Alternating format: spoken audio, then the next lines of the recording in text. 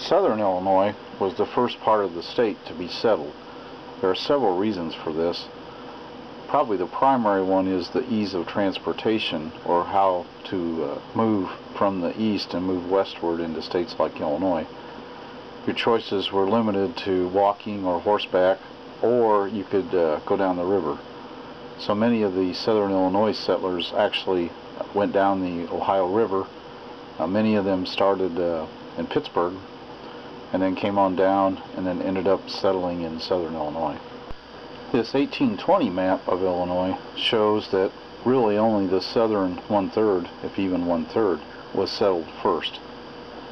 One of the reasons that the other parts of the state weren't settled, or why they picked southern Illinois, chiefly because the forested lands offer greater accessibility to wood and water.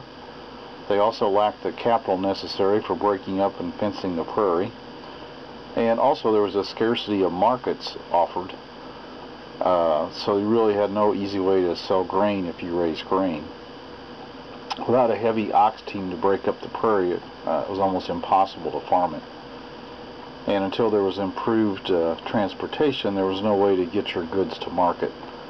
Interesting note, you could not legally buy land in Illinois until about 1820.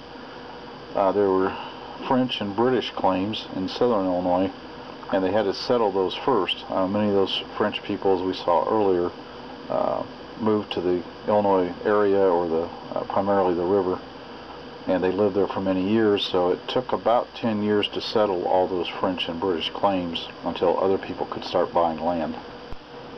Thomas Jefferson initially took charge of the new areas to the west, including Illinois, but he headed to Paris in 1784.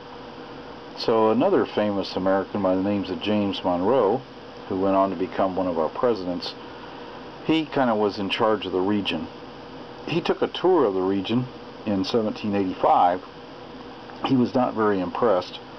The Indians were an issue, and he made a comment that that area is miserably poor, especially near Lakes Michigan and Erie, and that upon the Mississippi and the Illinois there were many extensive plains which have not had from appearance and will not have a single bush on them for ages.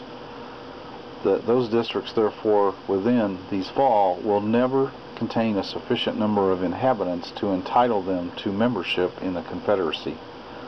Back in those days, the prevailing wisdom was everybody knows that land with trees is valuable and land without trees is not very valuable. Now we move on in time to 1833, and as you can see, there are now counties everywhere in the state.